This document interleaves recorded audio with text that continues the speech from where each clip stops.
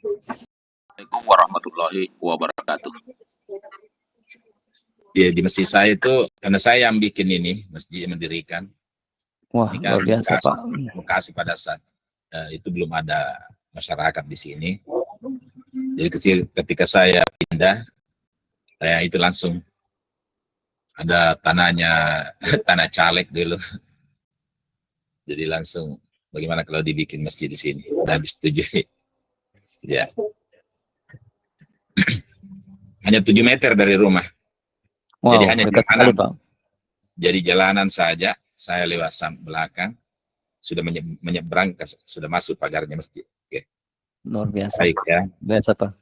Iya.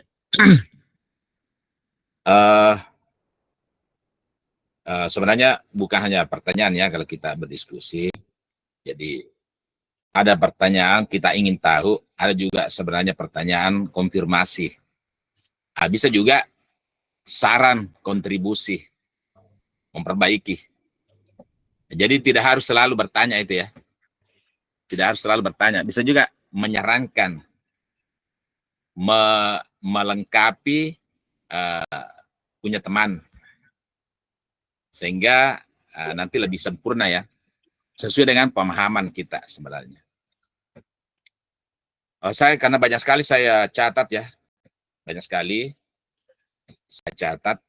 Mungkin kita ambil saja pokok-pokoknya ya, bahwa bagja itu bukan merupakan suatu karya. Ya, jadi bagja itu bukan merupakan suatu karya, tapi dia adalah instrumen, suatu alat bantu kita di dalam menyusun perencanaan seperti yang dikatakan tadi Pak Mamu, bahwa itu adalah perencanaan. Jadi biasanya kita mau merencanakan bingung memulai dari mana, ya, memulai dari mana. Ada ide, ada prakarsa yang kita ingin lakukan, tapi bingung memulai dari mana, ya. Kalau dilakukan dengan analisis SWOT, strength, opportunity, weakness dan threat, kekuatan dan kelemahan, peluang dan tantangan, biasa perencanaan itu tidak jadi. Perencanaan itu biasa tidak jadi. Kenapa? Karena terlalu banyak masalah yang diungkap dalam SWOT-nya. Strength, kekuatan, SWOT, weakness, kelemahannya. Terlalu banyak kelemahannya. Atau terlalu banyak masalah. Sehingga tidak jadi kita melakukan. Mungkin biasa Bapak Ibu alami seperti itu ya. Disuruh melakukan analisis apa masalah. Akhirnya dengan banyaknya masalah membuat seseorang itu berputus asa. Bukannya semangat untuk melakukan, tapi berputus asa karena yang dia ingat masalahnya. Jadi yang dia ingat itu masalah. Bukan mengapresiasi, menghargai potensi atau aset yang sudah ada. Nah, itu perintinya. Jadi sekali lagi, bagja ini bukan akhir dari karya kita. Karena tidak ada artinya kan kalau hanya bagja. Dia hanya sebagai instrumen. Termasuk juga atap. Ada yang sempat mendalami atap? Kan sebenarnya ini bagja. Bagja kan hanya adopsi dari inquiry apresiatif itu. Artinya dengan membuat satu akronim, bagja artinya bahagia. Sebenarnya itu adalah inquiry apresiatif, menghargai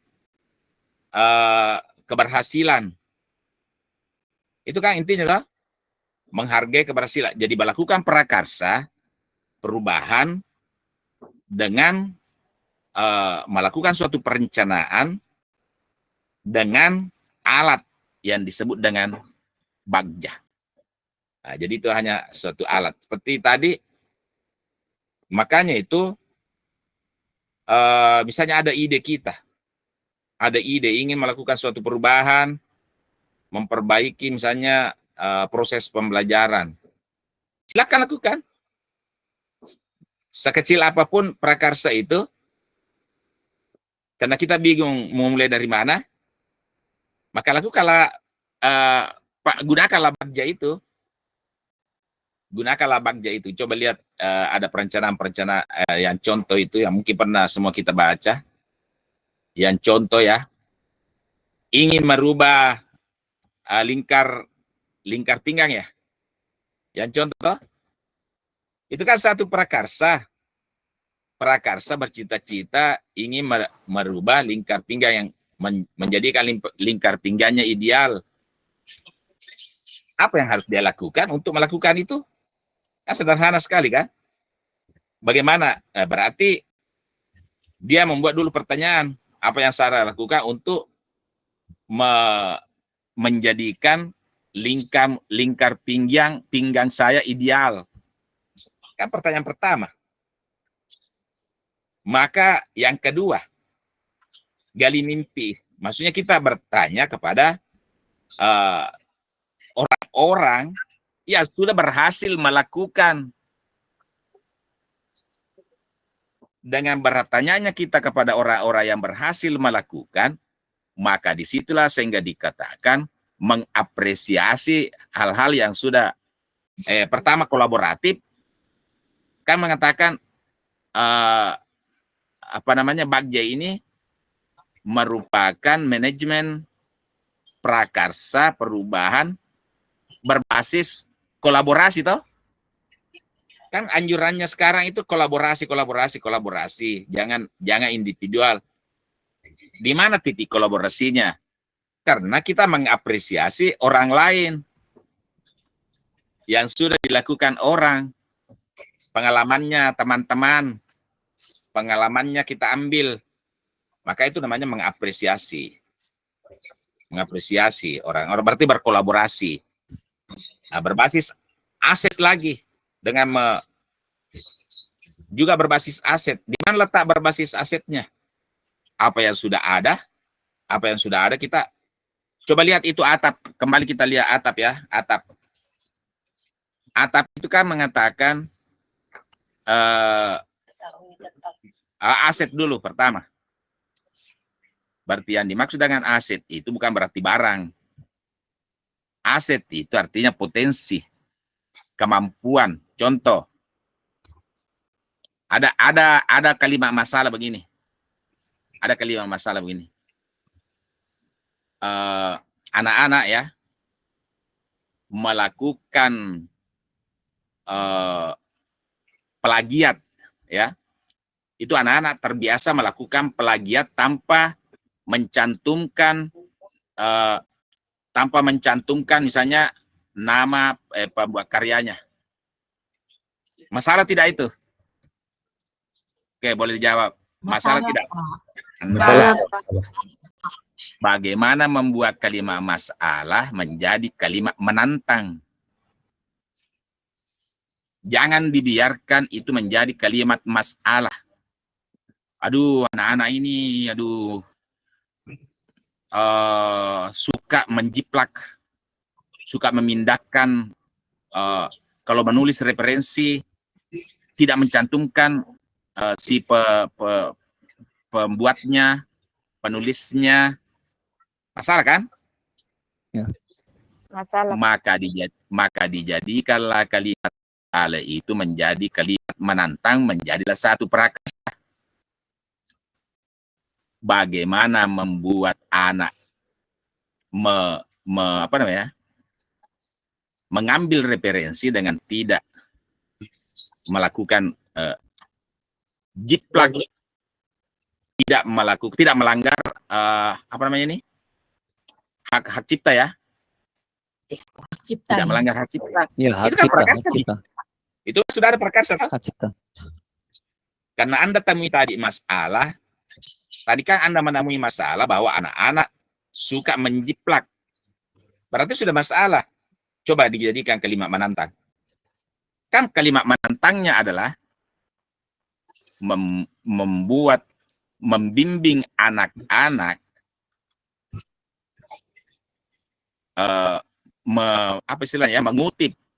mengutip dengan tidak melanggar hak cipta.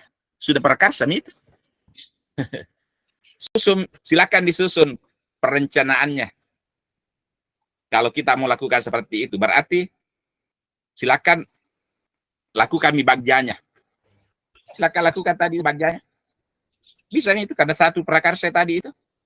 Nah, itulah yang dimaksud dengan aset. Di mana aset di situ? Di mana aset? Aset di situ, ada yang bisa menyebutkan kira-kira asetnya apa? Seandainya kita mau melakukan seperti itu tadi terhadap anak-anak. Kita kan sudah kalimat tantangannya tadi, dan sudah sekaligus menjadi kalimat prakarsanya, membimbing anak-anak mengutip di internet dengan tidak melanggar hak cipta. Kira-kira asetnya apa? Kira-kira asetnya? Kemampuan anak, Pak. Apa? Kemampuan anak itu mengambil tulisan dari internet. Ya, betul ya. Ah, kemampuan anak artinya dalam arti bahwa anak-anak itu melek teknologi Iya, kan? iya. Melek Seperti itu, Pak. teknologi informasi. Teknologi. Berarti teknologi dia itu informasi. adalah aset. Iya, Aset toh? Aset itu Iya. tinggal aset itu tinggal diperbaiki.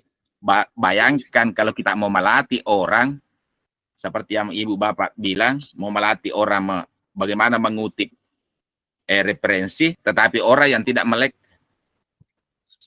teknologi. orang yang tidak melek misalnya komputer, tidak melek teknologi informasi, bagaimana kira-kira Anda bisa membayangkan? Iya, iya. Berarti dengan jagonya anak-anak itu berarti suatu aset. Ya, tinggal tadi prakarsanya adalah membimbing mereka. Silakan lakukan perencanaan. Apa yang mau dilakukan? Apa yang harus dilakukan kira-kira kalau kita mau lakukan pembimbingan? Dan itu satu prakarsa. Nah, silakan lakukan perencanaan. Judulnya, Iya, iya. yang mau dicapai apa? Gil mimpinya kan? Ya, ambil pelajaran. Maksudnya bagaimana biasanya kita melakukan seperti itu, ya? Kalau kita mau melakukan bimbingan itu, kemudian apa yang mau dicapai, gali mimpinya, kemudian apa namanya ini, jabarkan rencanakan, jadwalkan. Saya biasa membuat kata-kata jabarkan rencana itu, jadwalkan. Kan sama, jabarkan rencana. Jadi jadwalkan kapan dilakukan dan sebagainya. Kemudian siapa mengeksekusi itu tadi jadwal. Oke. Oke, Pak. Ya, saya kira seperti itu ya. Siap. Contoh, saya ingatkan ini Muharram. Nabi itu sudah pernah melakukan bagja itu. Cuma dia tidak bilang bagja. Sebaiknya bagaimana kita berdakwah. Apa yang seharusnya kita lakukan, kita berhijrah. Bagaimana kita berhijrah dengan aman. Maka dibuatlah satu pengalaman, kita ambillah suatu pengalaman bahwa biasanya kalau kita mau berhijrah pindah ke suatu tempat untuk kita tidak diketahui, kita lewat jalanan yang tidak biasa dilalui. Kan pengalaman orang, kan? Pengalaman kan? Kemudian setelah itu siapa yang membawa unta, siapa memberi makanan, siapa yang menghapus bekas-bekas kaki unta supaya orang dia tidak tahu, siapa yang nanti memelihara menjaga rumah, siapa, kan sama gitu personnya. Ya, kapan kita melakukannya? Makanya ada yang mengatakan boleh tidak berurut. Seperti tadi. Contoh antara rencana dengan siapa yang melakukan kan bisa saja. Siapa yang melakukan dulu baru rencana kan? Baru jadwal kan? Bisa saja kan? Iya. Bisa saja terbalik, tapi ini kalau bagja ya ikuti. Saya kira itu Pak Ibu yang saya hormati, luar biasa ya apa yang kita terima pada hari ini, bahwa sekali lagi bahwa bagja ini bukanlah akhir dan bukanlah merupakan satu karya yang harus kita bagaimana membuat satu karya bagja, tetapi bagja ini hanya suatu instrumen yang dipakai dalam melakukan prakarsa perubahan itu. Oke. Baik, Bapak Ibu ya, sebagai penguatan. Ada yang mau disampaikan? Silakan. Tadi ada pun isi-isinya itu saya kira semua bisa dibuat bagja. Kemudian saya termasuk orang yang tidak terlalu harus detail dengan kalimat yang ada dalam bagjanya itu. Tapi kan intinya tadi kata Pak Mamu itu perencanaan, kita sudah membayangkan sesuatu mau apa, kapan dilakukan, dan siapa yang melakukannya. Kan seperti itu ya. Iya, Dan Pak. iya, siapa yang mau melakukannya itu, siapa eksekutornya. Kan seperti itu. Ya. Oke, mungkin bayangan-bayangan dan gambar-gambar gambar apa yang saya sampaikan kita bisa paham. Ini Ibu Muntekiana mau bertanya, silakan. Mau menyampaikan sesuatu, silakan Ibu Muntekiana, kita berdiskusi. Masih ada waktu. Terima Ya. kasih Pak. Saya mendengar penguatan dari Bapak itu bahwa bagja sebenarnya itu adalah sebuah instrumen ya. Salah satu dari instrumen yang bisa kita lakukan ketika kita mau melakukan suatu perubahan. Iya. Jadi saya tercerahkan Pak bahwa memang dalam bagja ini memang tidak bisa kita melihatnya sebagai sebuah rumah yang utuh ya Pak ya. Iya. Maksudnya dia tidak bisa menjawab karena dia masih perencanaan. Begitu Iya. ya Pak? Masih perencanaan. Iya, memang perencanaan seperti itu ya. Karena kalau sudah semuanya sudah berhasil, sebenarnya itu sudah best practice namanya. Ya, best practice. Best practice artinya sesuatu Best yang practice. ya artinya praktek-praktek baik. Itu juga apresiasi juga itu. Ya. Coba dulu kan jarang kita dengar istilah praktek baik. Kenapa? Dulu orang hanya dilatih membuat rumusan masalah. Betul tidak? Saya tidak mau menjelek-jelekkan apa yang mungkin yang lalu-lalu ya. Selalu disuruh membuat masalah. Rumusan masalah. Ya, rumusan masalah. Kalau sekarang best practice. Best practice. Apa pengalaman baik? Baik. Apa pengalaman baik yang Anda lakukan, silakan di-share, dibagi kepada orang lain. Pengalaman baiknya. Tetapi nanti pengalaman baiknya juga bisa juga dijadikan sebagai dasar untuk menjawab misalnya pengalaman baik dari orang lain bisa juga dipakai tadi di dalam kolom kedua. Apa namanya? Kedua atau ketiga? Ambil pelajaran. Gali mimpi. Ambil pelajaran. Pelajaran. Gali mimpi juga. Ya, gali mimpi juga. Ada hubungannya. Ada hubungan juga dengan gali mimpi. Ya seperti itu ya. Jadi nanti kalau kita misalnya di sekolah, itu sangat senang itu guru-guru nanti kalau diberikan semacam ini bahwa ini satu ilmu. Apabila kita mau melakukan perubahan, ini kita bisa melakukan dengan cara seperti ini. Ya, dengan melalui jalur bagja. Jalur bagja atau alur bagja. Ya, seperti ini. Saya kira bagus pertanyaannya. Karena silakan kalau masih ada yang lain. Waktu menunjukkan 15.54 ya. Nanti dielaborasi, boleh juga. Silakan Pak Ahmad, ada yang mau disampaikan ya, Pak Ahmad? Silakan Pak Ahmad. Terima kasih Pak Dokter. Di sini Pak, saya ingin sedikit saya agak sulit membedakan antara analisis SWOT dengan bagja Pak, karena mendengarkan penguatan dari Bapak Fasil tadi mengatakan bahwa sebenarnya bagja ini merupakan sebuah alur. Jadi kami Pak, terus terang saya pribadi biasa melakukan penelitian, tapi kami selalu disarankan untuk menggunakan analisis SWOT. Jadi sebelum kita melakukan penelitian atau perubahan di sekolah, kita melihat kekuatan, kelemahan, peluang, dan ancaman. Dan selama ini saya selalu berpikir bahwa analisis SWOT ini adalah cara yang terbaik dalam merencanakan atau melihat sebuah peluang. Utamanya kami Pak di SMK, kami selalu melihat itu. Tapi saya melihat di alur bagja ini tidak terlalu membahas tentang kelemahan, sementara di analisis SWOT itu kita mempelajari tentang kelemahan untuk melihat sejauh mana nantinya kita mengantisipasi ketika kita merencanakan sebuah kegiatan.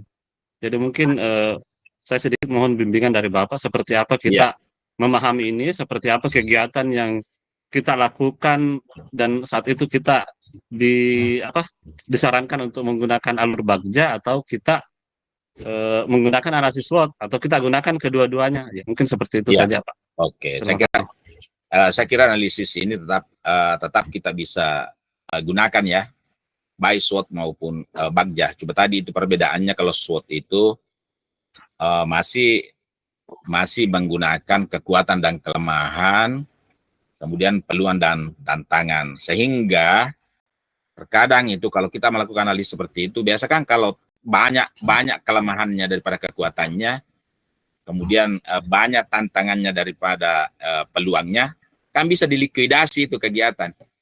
Maksudnya dihentikan. Nah, itu kan bisa, artinya ada juga tempatnya ya. Ada juga tempatnya, misalnya satu usaha, satu lembaga, bisa dilakukan analisis SWOT. Cuma begini, kenapa kita lari ke ini Bagja yang kita utamakan di guru penggerak, agar guru penggerak nanti ini di dalam melakukan kegiatan di sekolah itu melakukan perubahan itu dengan mengapresiasi yang ada, mengapresiasi kekuatan, mengapresiasi aset, ya, berpikir aset bukan berpikir defisit, berpikir positif bukan berpikir negatif, ya, memandang secara superior, ya, memandang tapi bukan memandang kekurangan, sehingga semangat di dalam melakukan perubahan. Seperti itu ya. Kalau artinya kita tidak mengganti ya, tidak mengganti.